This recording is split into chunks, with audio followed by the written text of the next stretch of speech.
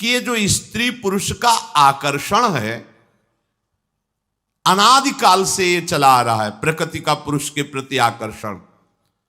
ये संसारी मनुष्य इसी आकर्षण में सुख की भावना से दुख में बंधता चला जाता है।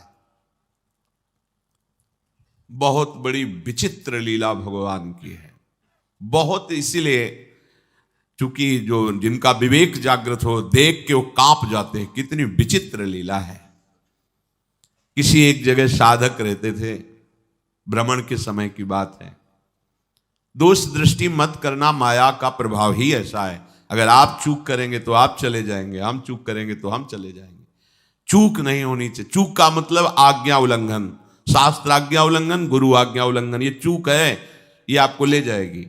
भक्तों के संग से ऐसी घनीभूत भक्ति, घनीभूत जिनमें कहीं भी पोलापन नहीं है, ठोस, घन कहते ठोस को।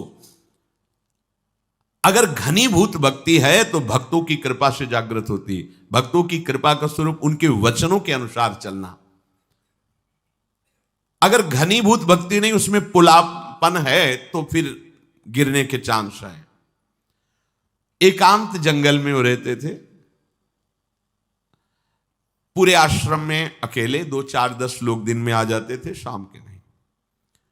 वहां एक पागल शरीर वाली स्त्री दरवाजे पे गेट के ऐसी, उनको दया आई। सर्दी का समय था, अंदर कर लिया, भोजन पवाया। साधु का हृदय ही ऐसा होता है। पर दया बिना साधु कसाई, और दया करी तो आफत आई। दोनों बातें ध्यान रखनी चाहिए।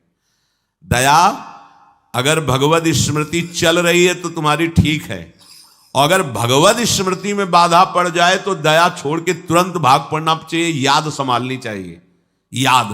याद गई तो दया फंसा देगी, बस ध्यान रखना। यही दया फंसा दिया भरत जी को। भगवान की याद भूल गए, हिरण की याद आ गई, अब दया खतरनाक हो गई। दया नहीं तो साधु कैसा? दया बिना साधु कसाई, और दया करी तो आफत आई, ध्यान रखना। भगवान भी सावधान कहते हैं, करुणा करो सब पे, दया पर निर्ममो। निर्मम होकर ममता नहीं होनी चाहिए। अगर ममता हुई तो चूक हो गई, फिर तो गए। अब उनको ऐसा करना चाहिए, कंबल दे देते, भोजन दे देते, उसको विदा कर देते, पर ऐसा नहीं हुआ। त्रुटि हो गई। धीरे धीरे वो वहीं रहने लगे। कुछ समय बाद मार्ग भ्रष्ट हो गए, भागना पड़ा वहां से। ये क्या? किसी भी रूप में माया शक्ति है। दया, करुणा, सेवा, भावना, सावधान।